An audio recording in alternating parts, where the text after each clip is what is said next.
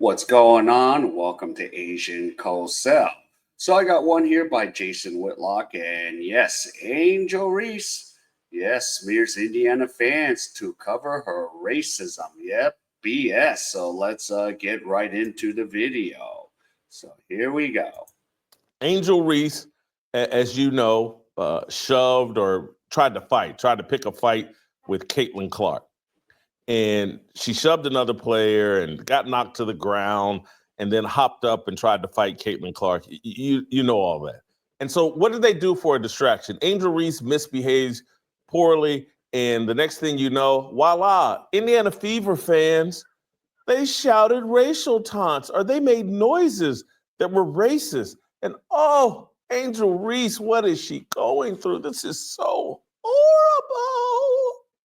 It's just Angel Reese. She's dealing with so much racism. Indiana Fever fans booed her. Well, no one can identify, no one seems to want to say what actually happened. And so yesterday, they asked Angel Reese a series of questions. None of them had anything to do with what actually happened. What did these Indiana Fever fans that are going to a basketball arena filled with Black women playing basketball, filled with Black fans, and a bunch of left-wing lesbians? That's who goes to WNBA games in person. Left-wing lesbians and Dave Portnoy. And you know, if I lived in Indianapolis, I would go because I'm a Caitlin Clark junkie and, you know, I have a crush on Sophie Cunningham. I would go. But I wouldn't be the type to hurl racial slurs or make racial noises at Angel Reese. And neither would a bunch of left-wing lesbians that hope to bed some lesbian Black WNBA player. Do you think the lesbians in the arena were like, hey, let me hurl some racial slurs at Angel Reese?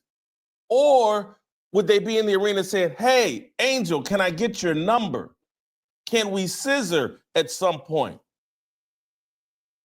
That's who goes to WNBA games. Support lesbians and their supporters. But we're supposed to believe, and I'm supposed to believe, I'm from Indianapolis. I went to Indiana Pacer games since I was 3 or 4 years old. I've been going to basketball games and going to arenas my entire life. But in Indiana, it's just so racist. They heard racial slur. Anyway, Angel Reese got asked about it yesterday at a Chicago Sky practice, and magically no one asked, and she never offered up what happened because nothing happened. It's a hoax. Let's play SOT number 1. Obviously, there's no place in this league for that. I think the WNBA and our team and our organization has done a great job supporting me. I've had communication from everyone, from so many people across this league, and being able to support me and going through this whole process. Obviously, it could happen to me, it could happen to anyone, and I think they've done a great job supporting us in this. How did it affect you Saturday, trying to do your job, trying to play, and having this going on simultaneously? Yeah, obviously it's tough, but I think I have a great support system. I'm loved by so many people, and obviously in the moment it's hard to hear, but my support system is great. God has protected me in so many different ways. I've gone through so many different things in the past couple of years of my life, but I think just having this support and this love and being a part of an organization that really supports me and loves me is something I couldn't imagine not being a part of. What do you think the league's response, just coming out right away and getting that investigation going? Yeah, obviously, like I said, they understand that this is the priority. Obviously, there's no place for this, and they preach. I think 2 days before they put out no hate, no speech. And obviously, the women in this league, they know that, and know there's no space for that. And I believe that every player in this league deserves to be treated with respect. Okay, is this going to be one of those, those Duke things? Did anyone say any racial slur out there? Because I'm sitting here like, yeah, this is just bunch of players, or especially Angel Reese, playing victim mentality. So yeah, she's like, I heard it. I'm like, who heard it? In today's time, we have smartphones. So if somebody said it, someone's gonna record it. If somebody from Indiana yelled out, hey, you this, you in, they're going to be like, yeah, the N-word, he said it. There would be evidence, but there isn't. And then this is just playing that victim mentality again. Oh my goodness. And want to come to work and just have fun and have a great environment to work at. So I think they've done a great job putting that out, and we're obviously just going to respond if they need to. Were you able to give them kind of details of where like where the general vicinity was? You heard stuff. That's not a big question. Yeah. Oh, she did. Okay. So, What would you like the league to do with those fans? She's already answered this as well. We'll move on to the next. Angel, moving on from that, though. Thank you. I don't know. And I've heard this, listened to this yesterday, but that last series of questions, when she ducked, because she admitted earlier, well, it's kind of tough to hear when the game's going on and blah, blah, blah, because nothing happened. And if something did happen, she didn't hear it. Exactly. Nothing happened to her other than she gets to nail herself to a cross and pretend like she's a victim. Oh, no one should have to go through it. Oh, and it's tough being me, but God's protecting me from these noises and these crazy Indiana Fever fans. This is the hatred of Caitlin Clark. She's irate with Caitlin Clark. She hates Caitlin Clark, and she's trying to pawn it off. Okay, Caitlin Clark has done nothing to me, but Caitlin Clark fans, they're the real bad people, and they're in the arena shouting negative things at me, racist things. Let's think it through, and I'm not trying to be funny. I'm just trying to keep it real. I'm trying to drag the rest of you into reality. What do you think would be more likely to happen at a WNBA game? Lesbians throwing their panties at Angel Reese, or lesbians yelling racial slurs and taunts at Angel Reese? Think it through. It would be a Marvin Gaye concert in there. It would be a Teddy Pendergrass concert in there. Let's get These women would be throwing their panties at Angel Reese if they were allowed. Maybe some of you have never been to a WNBA game. Maybe some of you have never been to a college basketball tournament for women. But it's far more likely, and I'm not trying to denigrate them, I'm just trying to keep it real so you know what the audience is, what the atmosphere is. It's a pride parade. And we're supposed to believe that at the pride parade, where all these women are moist watching Angel Reese play basketball? This is the aircraft carrier shelter you seized, previously owned by a small faction of about 800 people. That people are shouting racial slurs and no one picks it up on a cell phone? This is a hoax.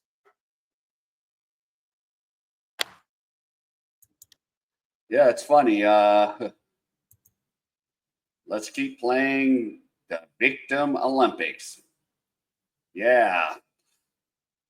And then the WNBA making, oh, we're a place of no hate, no, this, no that. And I'm just like, yeah, are we going back to Duke? Are we going back to that volleyball match where, oh, the Duke player heard racist slurs at BYU, and now, oh, we heard more slurs at the Indiana Fever fans? Oh, my goodness. Indiana so bad. Oh, Indiana. And I'm just like, yeah, good old Angel Reese. And then, of course, she had a horrific game on the last outing. So, yeah, there's more. So, good old Angel Reese. I'm sorry to keep it that real, but I've watched people on ESPN and all these other media people take this seriously.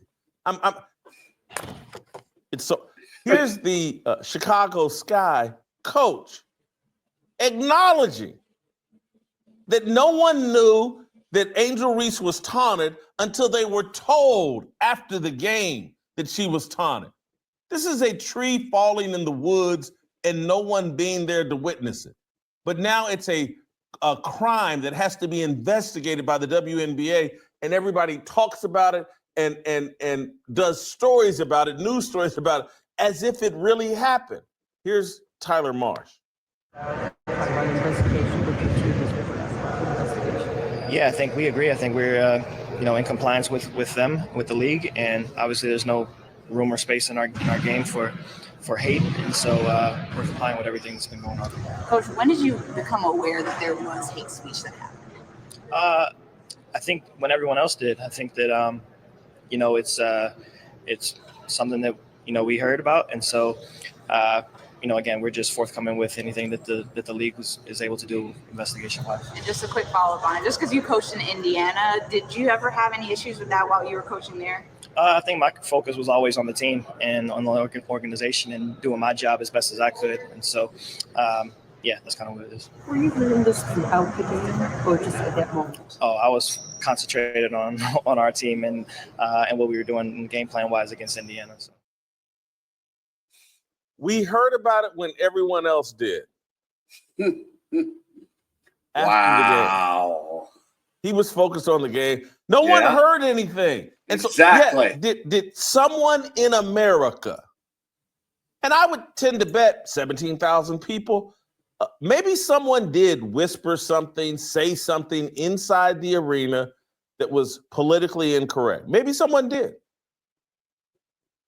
Maybe someone said, hey man, I can guarantee you this. There was someone black in that arena.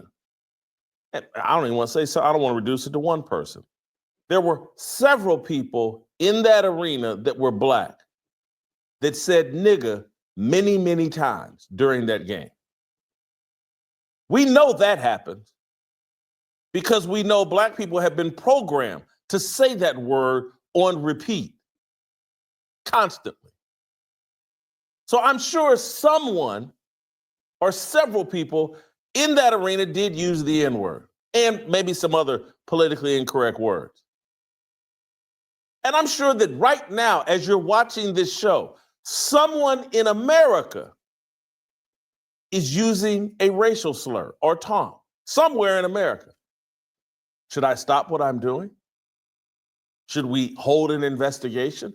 Jason Whitlock's doing a show, and somewhere in America, someone is using a racial slur.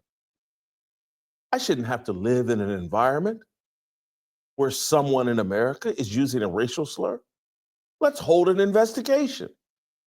Let's do news stories. We're investigating the racial taunts that were used during Jason Whitlock's show. He did not hear them. He does not know who said them. He doesn't know if they were directed at him, but Jason Whitlock is a victim. Oh my God, yeah. That's kind of the example, yeah. Going back again to that BYU Duke volleyball match, and then now Angel Reese, and we're sitting here like, oh, someone said something. Oh, or somebody in Maine or Arizona or California said it. Oh, let's investigate. They weren't at the game. It's crazy, this victim mentality. This is at the heart of Black fatigue. And this is where I can't limit it to Angel Reese, the Black fatigue. I can't limit it to just the people that are on the videos misbehaving. I have to contribute it and blame everybody for this Black fatigue, because everybody goes along with the cosplay that Angel Reese was injured and it was hard for her to work playing in front of those Indiana Fever fans. Everybody goes along with this cosplay. And we all act like, yes, it's appropriate for them to investigate. Someone said something that Angel Reese did not hear, her team did not hear, but it was offensive and it must be stopped. Like what you saw? Hit that like button. All right. So shout out to Jason Whitlock. And again, yeah, Angel Reese trying to be relevant. Got to do all this, stuff here. Woe is me. So, yeah. All right. So if any of you enjoyed this content, please give me the HKO special help the king out. Hit the like, subscribe, and comment. And wherever you are, stay safe, and I'll see you in my next video.